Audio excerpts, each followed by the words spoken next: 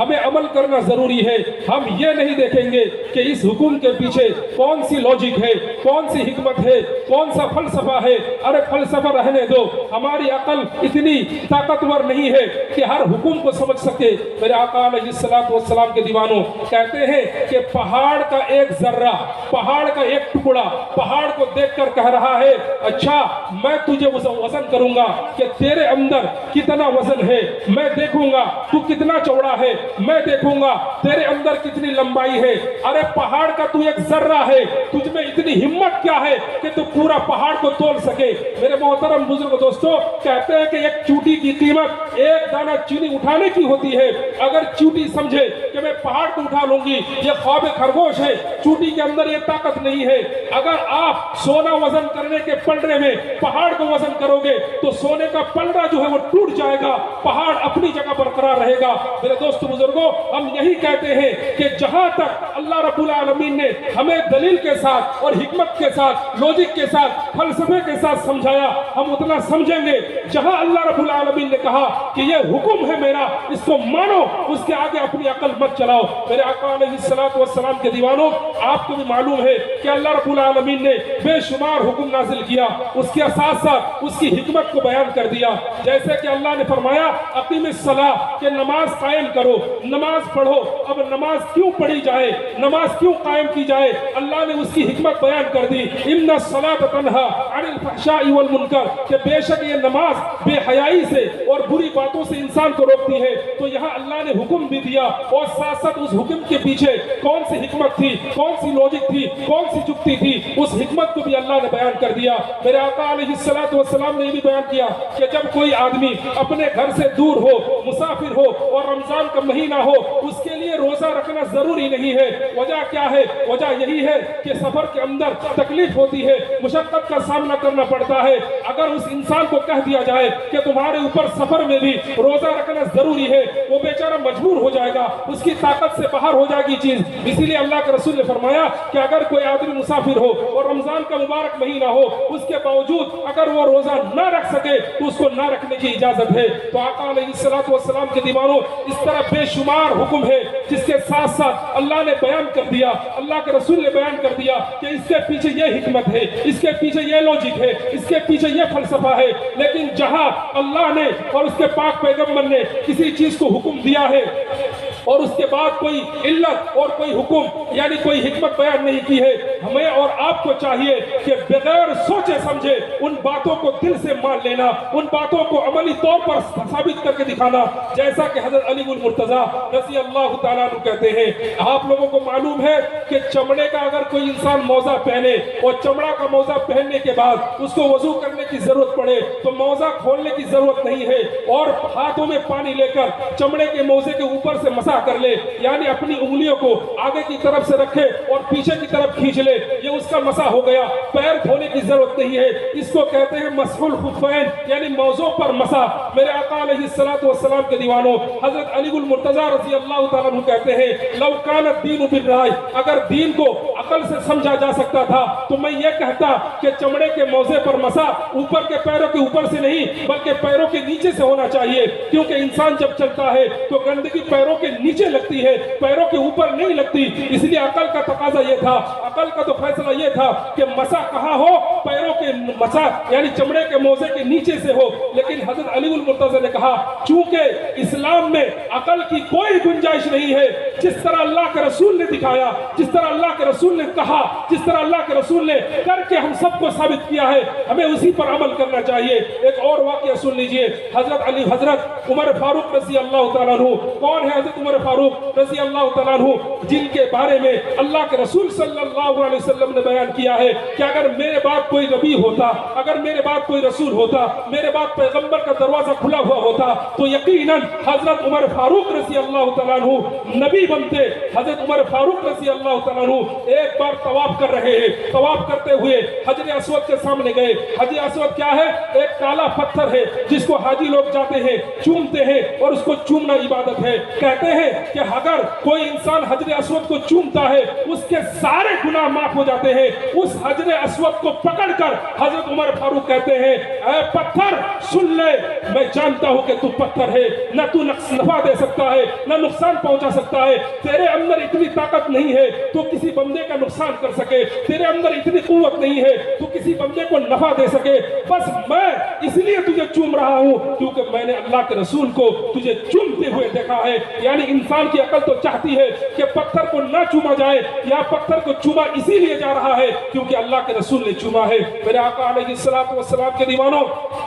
आजकल लोग TV channel के अंदर बैठकर मुसलमान नाम रखकर और इस्लाम का लिबादा ओढ़कर इस्लाम को बदनाम करने की नापाक कोशिश करते हैं और क्या कहते हैं कि इस्लाम ने ऐसा हुक्म क्यों दिया, इसके पीछे कौन सी लॉजिक है, इसके पीछे कौन सी हिकमत है। हमें तो बात समझ में नहीं आती है कि इस्लाम ने ऐसा हुक्म क्यों दिया। अरे तू अपनी अकल को अपने पास रख, इस्लाम का दायरा वहां से शुरू होता है जहां तेरी अकल खत्म हो जाती है, इस्लाम वहां से शुरू होता है जहां तेरी अकल खत्म हो जाती है। अल्लाह रब्बुल आलमीन कहता है कि इस्लाम की और अकल की एक इंतहा है, अकल की एक लिमिट है, वो जहां तेरी अकल खत्म वहां से इस्लाम का फरमान शुरू है। आका अलैहिस्सलातु वस्सलाम के दीवानों, एक दो वाकया मैं आपको सुनाता हूं। डॉक्टर इफ़त पाकिस्तान की रहने वाली खातून है, उनको अमेरिका का एक कर्नल ने पूछा कि तुम लोग सूअर के गोश्त क्यों नहीं खाते, तो उस डॉक्टर ने कहा कि हम लोग इसीलिए नहीं खाते क्योंकि अल्लाह रब्बुल आलमीन ने खाने से मना किया है। कहा बस इतनी बात है कि सूअर खाने में कौन सा नुकसान है, सूअर खाने में क्या हरज है, क्या परेशानी है, ये तो बोलो। तुम कह रहे हो कि अल्लाह ने हुक्म दिया है, बस उसका हुक्म मानोगे। बस डॉक्टर इफ़त ने कहा कि कर्नल साहब, हुक्म कितनी बड़ी अहमियत की चीज है आपको बताने की जरूरत है। आप कर्नल हो और आप आर्मी के चीफ हो, आप जो हुक्म दोगे आपके आप आर्मी को और आपके फौज को आपका हुक्म मानना पड़ेगा।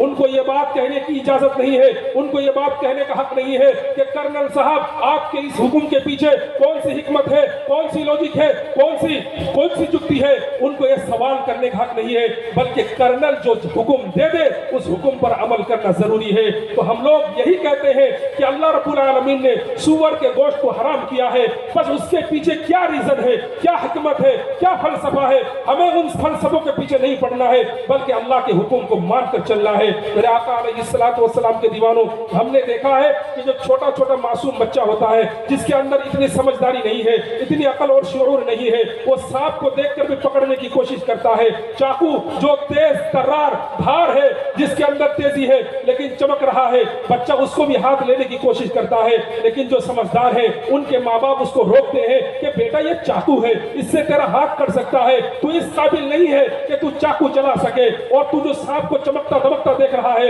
ये सांप बड़ा जहरीला खतरनाक हुआ करता है, अगर ये तुझे डस ले तेरी जान जा सकती है, बेटा इसको मत पकड़। तो मेरे आका अलैहिस्सलातु वस्सलाम के दीवानों, वो बच्चा जो सांप को अपना दोस्त समझ रहा है, सांप के चमकीलेपन को देखकर वो उसकी तरफ रागिब हो रहा है, उसकी तरफ बढ़ रहा है, चाकू को पकड़ने की कोशिश कर रहा है। क्यों कर रहा है? उसके दिमाग के अंदर इतनी ताकत नहीं है कि वो उसकी नुकसान को समझे। मेरे आका अलैहिस्सलातु वस्सलाम के दीवानों, लेकिन आजकल के जो मुसलमान हैं वो भी इस तरह माहौल पैदा कर रहे हैं कि भाई जो बात अकल में ना आएगी हम तो मानेंगे नहीं, अकल में आनी चाहिए। अरे तेरी अकल का कितना पावर है, तेरी अकल के अंदर कितना दम और खम है, आजा पता चल जाएगा कि आज हिंदुस्तान में 125 करोड़ लोग हैं, 125 करोड़ लोगों में बहुत से लोग ऐसे हैं जिनको पता ही नहीं है कि कौन सा कानून किसके लिए है, वो कानून समझता नहीं है, लेकिन कानून मानना जरूरी है। अगर कोई आदमी कहे कि मैं ये कानून नहीं समझ रहा हूं, मुझे समझाओ, अगर नहीं समझा पाओगे तो मैं इस कानून के खिलाफ करूंगा, उसको सलाखों के पीछे डाल दिया जाता है, जेल के पीछे डाल दिया जाता है। लेकिन इस्लाम की जब बात आती है, हर आदमी चाहता है कि बात मेरी अकल में आ जाए। आका अलैहिस्सलातु वस्सलाम के दीवानों, अरब के जाहिल लोगों ने इसी तरह मेरे आका अलैहिस्सलातु वस्सलाम से सवाल किया था। जब अल्लाह रब्बुल आलमीन ने कुरान करीम के अंदर एक आयत नाजिल फरमाई कि जब मैदान महशर कायम होगा, क़यामत का दिन होगा, अल्लाह रब्बुल आलमीन तमाम मुर्दों को जिंदा करेंगे और उनके अंदर जिंदगी डाली जाएगी, उनको हिसाब किताब के मैदान में खड़ा किया जाएगा, उनसे पूछा जाएगा बताओ तुमने अपनी जवानी कहाँ खर्च की, तुम्हारे पास जो दौलत थी वो दौलत तुमने कहाँ लुटाई। अब अरब के जाहिल लोग कहने लगे अच्छा ये जो हमारे अंदर हमारे लोग जो मर चुके हैं, मिट्टी के साथ मिल चुके हैं, उनकी हड्डियां रेजा रेजा हो चुकी है, उनको भी अल्लाह रब्बुल आलमीन जिंदगी देगा। और एक 300 साल पुरानी कब्र से एक पुरानी खोपड़ी उठाकर अल्लाह के रसूल सल्लल्लाहु अलैहि वसल्लम के सामने रखा और کہا मोहम्मद तुम्हारा दावा है कि जो आदमी ईमान के बगैर मरा, जो आदमी काफिर की हालत में मरा, जो आदमी मुर्तद की हालत में मरा, जो आदमी मुशरिक की हालत में मरा, उसको जहन्नम का अजाब किया जाता है, जहन्नम की आग उस पर मुसल्लत की जाती है। अच्छा ये तुम्हारे सामने 300 साल पुरानी खोपड़ी है, ये यकीनन ईमान में नहीं था, इस्लाम में नहीं था, ये यकीनन मुशरिक था, काफिर था, बेईमान था, मुर्तद था। अब बताओ तुम्हारा दावा है कि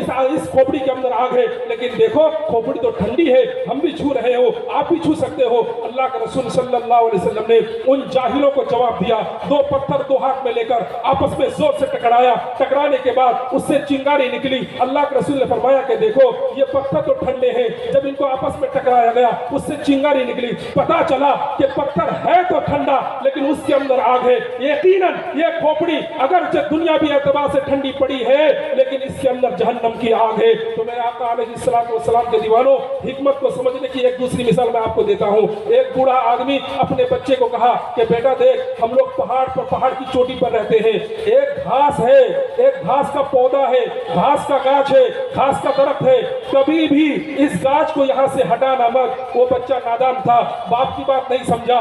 जब बहार का मौसम आया, हर तरह के फूल उगे, हर तरह की सब्जियां उगी, हर तरह के घास उगे। उस बच्चे ने कहा कि मेरा बाप शायद इसलिए रखा था कि इससे खुशबू आएगी, अब हर किस्म के फूल उग चुके हैं, बेहतरीन खुशबू आ रही है, इस घास को रखने की जरूरत नहीं है। बाप की बात पर अमल ना करके उसने घास उठाकर फेंक दिया, और जो ही फेंका उसके अंदर से एक जहरीला खतरनाक सांप निकला और उसको डस दिया। कुछ देर के बाद वो बच्चा मर गया। पता चला कि बाप ने जो कहा था कि घास को उखाड़ना मत, वो इसलिए नहीं कि घास के अंदर से सिर्फ खुशबू आती है, बल्कि इसलिए भी कि जब तक वो घास रहेगी वहां कोई खतरनाक जहरीला सांप नहीं आ सकता। लेकिन उसने बाप की बात को अपनी अकल से समझने की कोशिश की है। और जो फर्मा बरदार बेटा होता वो ये कहता कि मेरे बाप की बात मुझे समझ में आए या ना आए, मुझे हर हाल में बाप की फर्मा बरदारी करनी है, बाप की इताअत करनी है। मेरे दोस्तों बुजुर्गों, आज इसी तरह का माहौल है। और आका अलैहिस्सलातु वस्सलाम के दीवानों, अकल से ये नापने की कोशिश की जा रही है। क्या कहते हैं टीवी डिबेट के अंदर बैठकर कि मर्द और औरत इंसान होने के एतबार से बराबर है। अगर मर्द निकाब ना पहने, औरत निकाब क्यों पहने? अगर मर्द को पर्दा करने की जरूरत नहीं है, औरत पर्दा क्यों करे? अगर मर्द बाहर मैदान में खेल सकता है, औरत क्यों ना खेले? अगर मर्द दुनिया भर के तमाम काम काज में हिस्सा ले सकता है, औरत क्यों नहीं ले सकती? इसी वजह से सारा बवाल क्रिएट किया जा रहा है, सारे फितने खड़े किए जा रहे हैं। उनको ये बात समझ में नहीं आई। अरे हाँ, औरत और मर्द इंसान होने के एतबार से है तो बराबर, लेकिन उनकी पैदाइश का मकसद जुदा जुदा है। अल्लाह रब्बुल आलमीन ने मर्द को अलग मकसद के लिए पैदा किया, औरत को अलग मकसद के लिए पैदा किया। अच्छा, मैं आपसे एक सवाल कर रहा हूँ, मेरा बाप 60 साल की उम्र का है, मैं 34 साल की उम्र का हूँ, मेरा बच्चा 5 साल की उम्र का है, दो तीनों एक साथ खाना खाने बैठे। अब बताओ कि मेरा बूढ़ा बाप जितना खाएगा उतना मैं नहीं, बल्कि मैं उससे ज्यादा खाऊंगा, और मैं जितना खाऊंगा उससे बहुत कम मेरा बेटा खा सकता है। क्यों? इसलिए कि उनके अंदर इतना ही पावर है, उनका मैदा, उनका पेट इतना ही है। बच्चा जो है 2-4 लुकमा से उनका पेट भर जाएगा, और जो बूढ़ा हो चुका है उनका मैदा जवाब दे चुका है, वो भी 2-4-5 लुकमे खाकर उनका खाना उनका पेट भर जाएगा। लेकिन चूंकि मैं नौजवान हूँ और मेरे अंदर ताकत है, कुव्वत है, मैं ज्यादा खाऊंगा। तो इंसान होने के एतबार से मेरा बेटा भी इंसान, मैं भी इंसान, बाप भी इंसान। अगर कोई कहे कि नहीं तीनों को एक साथ खाना पड़ेगा और तीनों को बराबर खाना पड़ेगा, तो मेरे मोहतरम दोस्तों, या तो मैं भूखा रह जाऊंगा या फिर मेरा बेटा पेट फटकर मारा जाएगा। मेरे आका अलैहिस्सलातु वस्सलाम के दीवानों, इस्लाम के अंदर बराबरी नहीं है, इस्लाम के अंदर इंसाफ है। इस्लाम के अंदर बराबरी नहीं है, बात ये जुमला याद रखिए, इस्लाम के अंदर बराबरी नहीं, इस्लाम के अंदर इंसाफ है। मैं ये कहना चाहता हूं, जो लोग कहते हैं कि औरतों और मर्दों को बराबर होना चाहिए, हर काम में बराबरी होनी चाहिए, फिर मैं आपको पूछूंगा, जो लोग कहते हैं कि औरतों को बराबरी दो, उनका कहने का मतलब आप समझे कि जिस तरह एक मर्द 8 घंटा 10 घंटा जमीन में खेती बाड़ी करता है, औरतों को भी घर से निकालकर वो खेती बाड़ी में लाना चाहता है, और एक मर्द जिस तरह आइसक्रीम बेचता है, उनका दावा है कि इन औरतों को भी आइस क्रीम बेचने के लिए लाइन में लगा दो।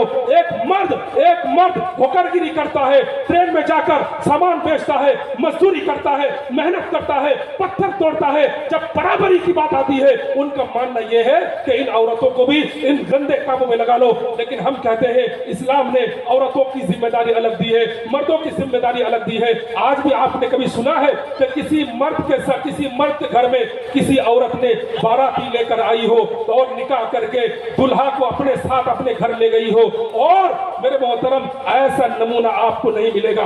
आज इतना तरक्की का जमाना है, उसके बावजूद भी एक मर्द ही बारात को लेकर औरत के घर जाता है, निकाह करके दुल्हन को अपने घर में लाता है। अरे अगर बराबरी का इतना शौक है तो ऐसा नमूना करके दिखाओ कि औरत दुल्हन होने के बावजूद वो बाराती को लेकर मर्द के घर जाए और वहां शादी करके मर्द को अपने घर में लाए। ऐसा नमूना आपको नहीं मिलेगा। मेरे मोहतरम बुजुर्ग दोस्तों, आप लोगों ने देखा होगा एक ट्रेन है, खास एक स्पेशल डब्बा एकदम लेडीज के लिए है, वहां किसी मर्द की गुंजाइश नहीं है। अगर तुम्हारा मानना यह है कि मर्द और औरत बराबर है तो फिर आपने औरत के लिए स्पेशल डिब्बा क्यों बनाया है?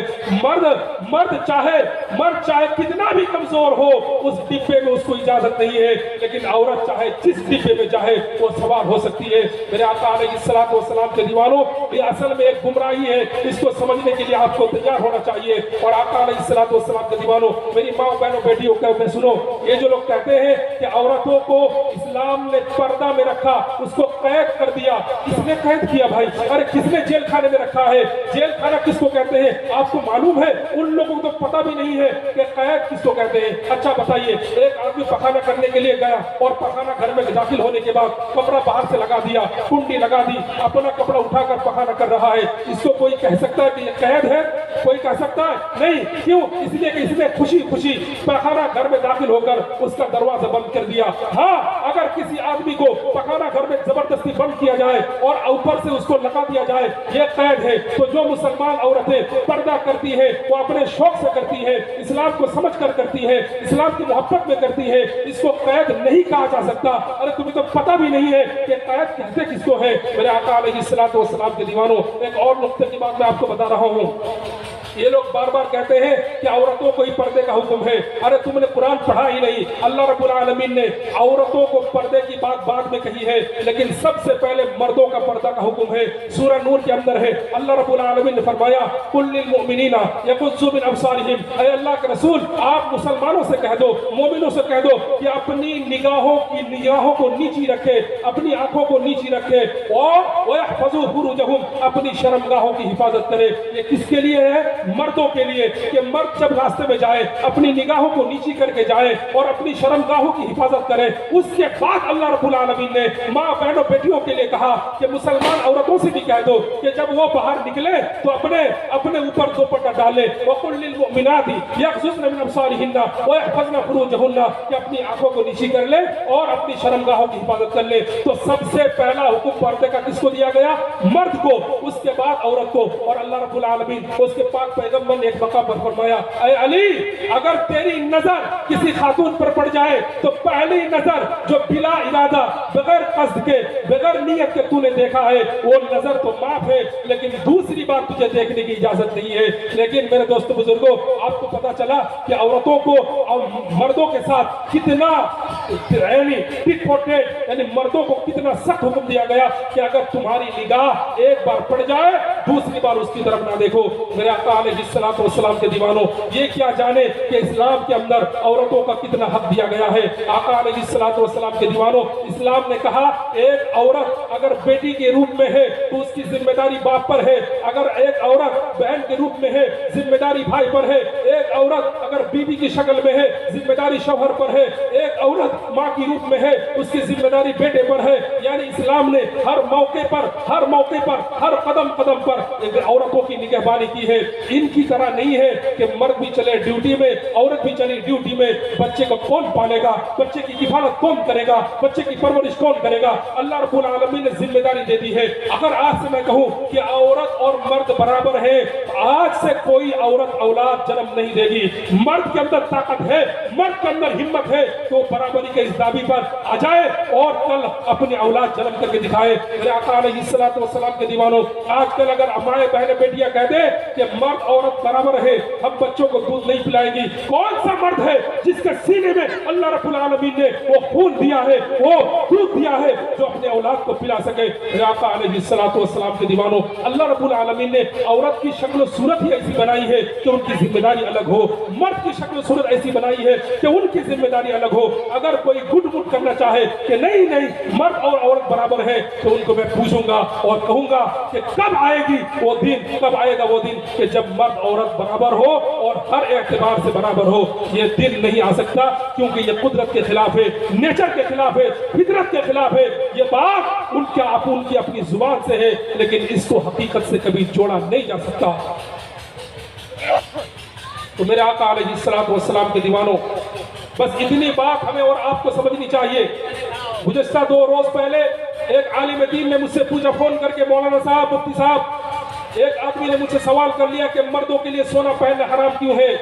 میں نے ان کو کہا کہ ان کو یہ کہو کہ حضور پاک صلی اللہ علیہ وسلم نے بیان فرمایا ہے کہ جو مرد سونا پہنے وہ جہنم کی آگ اپنے اوپر ڈال رہا ہے، اس کے آگے کوئی حکمت نہیں، کوئی جکتی نہیں، کوئی لوجک نہیں، کوئی حکمت کی بات نہیں ہے۔ پھر انہوں نے کہا کہ نہیں، وہ کہہ رہا کہ مجھے سمجھنا ہے۔ میں نے کہا کہ بھائی دیکھ، یہ سونا جو ہے زینت کے لیے ہے، اور مردوں کی خوبصورتی، مردوں کی زینت اس کی مردانگی کے اندر ہے۔ مرد کو سونے کی ضرورت نہیں ہے، سونا عورت کے لیے ہے، لہذا عورت کا جو سامان ہے وہ مردوں کے لیے، اور مردوں کا جو سامان ہے وہ عورتوں کے لیے ناجائز ہے، اسی لیے سونا پہننا ناجائز ہے۔ لیکن مسلمانوں، سچ پوچھئے، اگر ہم پکا سچا مسلمان ہو، خدا کی قسم ہم کسی لوجک کے پیچھے، کسی حکمت کے پیچھے نہیں پڑیں گے۔ ہمارا تو یہ عقیدہ ہوگا کہ چاہے کچھ بھی ہو، اللہ نے فرمایا بس ہم وہی مانیں گے، رسول اللہ نے بتایا ہم اسی کو فالو کریں گے۔ میرے آقا علیہ الصلوۃ والسلام کے دیوانوں، کریں گے انشاءاللہ، اپنے ایمان کو مضبوط کریں گے۔ اللہ رب العالمین ہم سب کو عمل کی توفیق نصیب فرمائے۔ اور ایک بات میں آپ کو بتاؤں کہ اس مدرسے کی 4 چاندی کے لیے اور اس مدرسے کی ترقی کے لیے جنہوں نے اپنے دن کو دن نہ سمجھا، راتوں کو رات نہ سمجھا، اور ہر طرح کی قربانیاں پیش کی ہیں، میرے دوست بزرگوں، اللہ رب العالمین سے ان کے لیے دعا کریں۔ آپ نے دیکھا ہوگا ہمارے مربی بیٹھے ہوئے ہیں، خدا کی قسم اللہ رب العالمین ان کی عمر میں برکت عطا فرمائے۔ اتنے کبھی بیمار، اتنے مریض اور اتنے دبلے لاحق ہو چکے تھے، اس کے باوجود اس مدرسے کے لیے انہوں نے قربانی کرنا نہیں چھوڑا۔ اور میرے محترم دوستو، ایسے تمام لوگوں کو اللہ رب العالمین اس دنیا کے اندر بھی اور آخرت کے اندر بھی جزائے خیر نصیب فرمائے۔ وآخر دعوانا ان الحمدللہ رب العالمین۔ السلام علیکم۔